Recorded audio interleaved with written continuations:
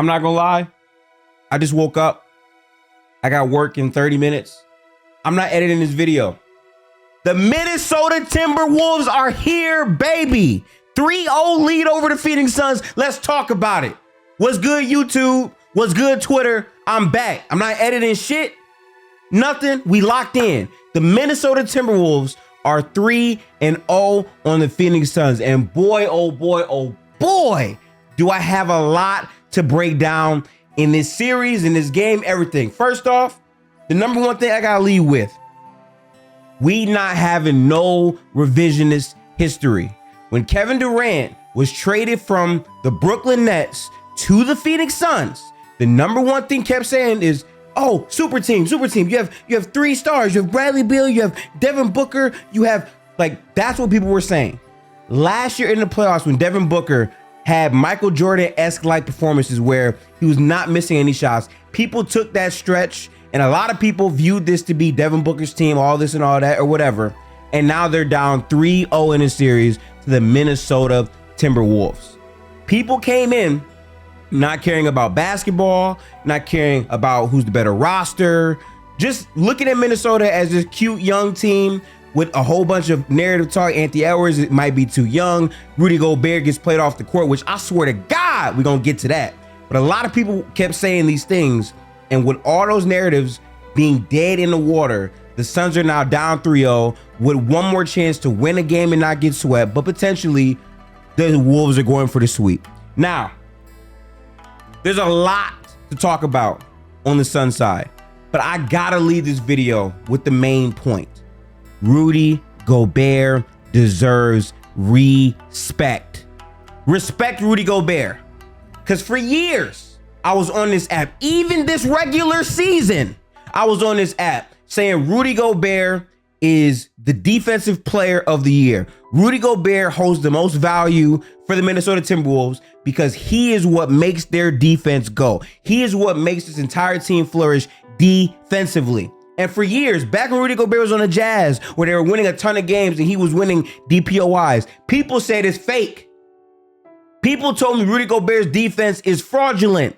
People told me Rudy Gobert gets played off of the court. This is what I was told for years because Jordan Clarkson doesn't know how to play zone defense, because Donovan Mitchell is barbecue chicken on defense, because the entire Jazz defense outside of Gobert was full of defensive liabilities that get blown by religiously. So when Rudy Gobert, one of the best rim protectors ever in the game of basketball ever, has to make a decision, do I give up 3? Do I give up 2? And he chooses to do what he does best, which is protecting the paint, and they can't communicate. They can't switch out on the perimeter.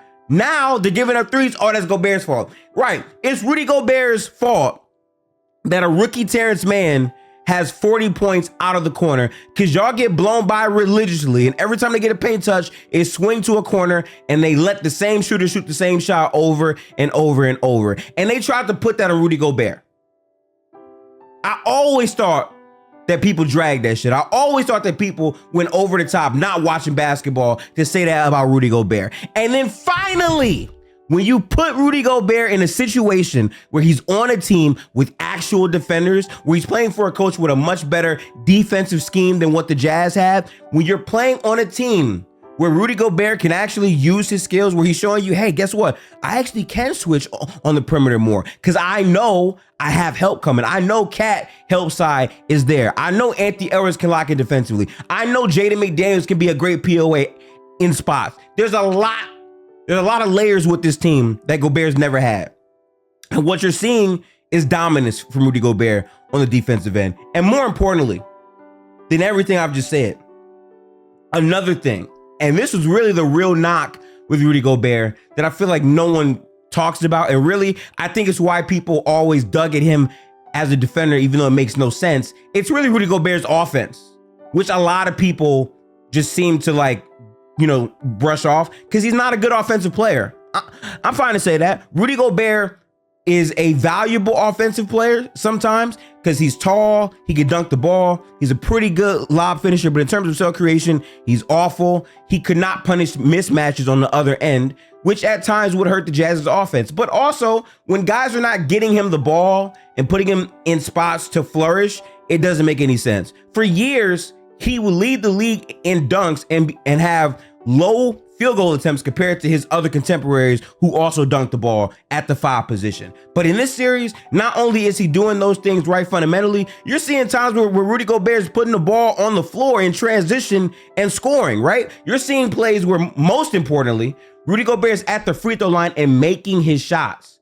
If I told you the stats from this last game we just witnessed, Rudy Gobert shot 7 for 8. 7 for 8 from the free throw line. That's what we just saw Rudy Gobert do. 7 for 8 from the free throw line last night for the Minnesota Timberwolves with excellent defense. Excellent defense. And the rebounds, again, 6 for 8 last night, 7 for 8 from the free throw line, 14 rebounds, 4 offensive rebounds, 4. The Suns as the team had 5. Like, come on. What Rudy Gobert has done in this series has dramatically shifted the future of Wolves basketball. And for a lot of people, a lot of people, they did not think Rudy Gobert was the ceiling raiser. They did not think Rudy Gobert was the piece that would make this team better. I said this in the off season. It's on the channel. You can literally find it. I said year 2 Rudy Gobert was gonna be DPOY. Year 2 Rudy Gobert was gonna be the Rudy Gobert that's going to make this Wolves team a top 3 seed when they figure things out, when they have more time to gel and they have a whole offseason to get things right. And that's exactly what the Wolves did. But again, let's get to the Suns now, right? Again, what I was told coming into the series is the Suns are dominant on the perimeter. There's no one that can guard the Suns. Who can guard Devin Booker, Kevin Durant, and Bradley Beal together? Well, guess what? When you have a defense that takes away your other options, that's not letting you get up threes, that's making you settle for contested 2s over the length of Cat,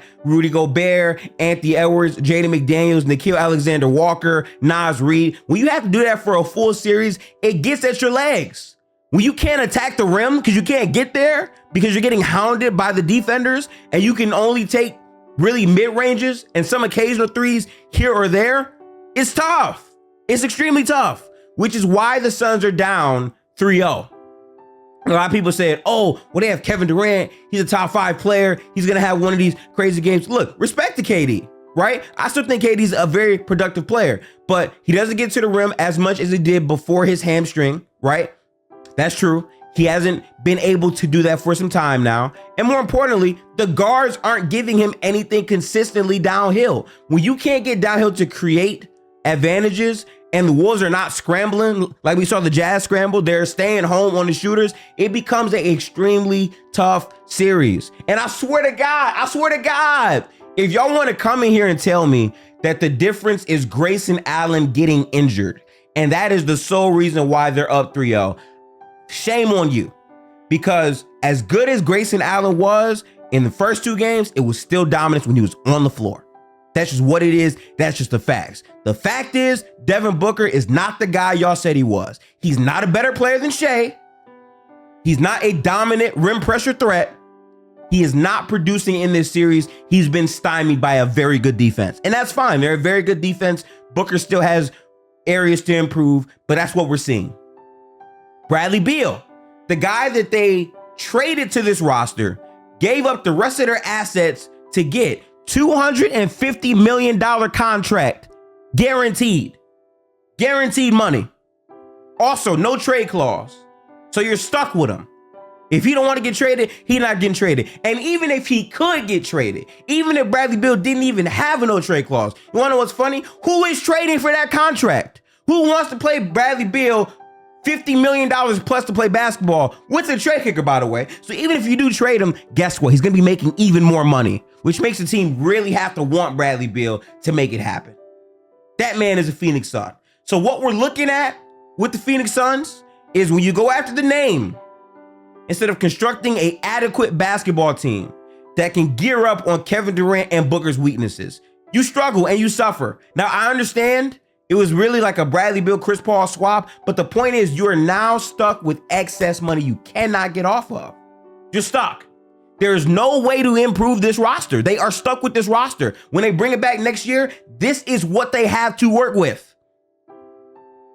Because the new CBA, when you try to trade players, guess what? Now, because you're over the 2nd April, because Kevin Durant, Booker, and Beal are going to be making the bulk of what the cap is, you don't have to find a even dollar trade to make it work with another team that's over the April. You got to do that, basically. It's looking bleak in Phoenix. But again, shout out to the Minnesota Timberwolves because they handle business the entire year. They've been a top defense. The entire year, they've been in the conversation for that #1 seed in basketball. And many people told me they were frauds. Many people told me coming to the season, they're a playing team. They're not making the playoffs. We don't believe in Rudy Gobert. We don't think Anthony Edwards is ready for that leap. We don't believe in Cat because he's zesty, because he does weird things with his voice. That's what I was told. But then we see this game unfold. Karl-Anthony Towns, 18 points in the game. But again, what he did in the first quarter to get this team in there. They're in the door. And then what Ant does later down the stretch, 36 points. Virtuoso performance. He's 22 outperforming Devin Booker, Kevin Durant, and Bradley Beal. 36 points, 5 assists, 9 rebounds. And what's so impressive about Ant is make or miss with his shots, his playmaking. In game 2, when he had 15 points, the playmaking was sensational. And it's not just Ant, it goes for the Wolves roster. They're all moving the ball. Rudy Gobert had some great dimes. Great dimes. But Minnesota is fully leaning on their defense. They're scoring in transition. They're turning them over. They're not letting the Suns get up threes. And they're making it a competitive ass series, which is why they're up 3-0 with a great chance to sweep. Now, if I sound passionate, I do. I'm passionate about this shit, man. I haven't been able to really record and do what I want to do. I got school going on, life. Guess what? I got a week coming off soon. We locking in on basketball content, and I will be breaking down this game live today on playback. Okay? If you made this far, on playback, lock in. That's where I'm gonna be playing the clips. I can't do it on YouTube because the copyright sometimes, whatever. We doing it on playback. Lock in there today. Near like 5, 6, whatever time it is, we're going to do that. We're going to lock in because I got to see the ins and outs yet again. But it's looking bleak, man. It's looking bleak. I'm going to say that. Peace out, y'all.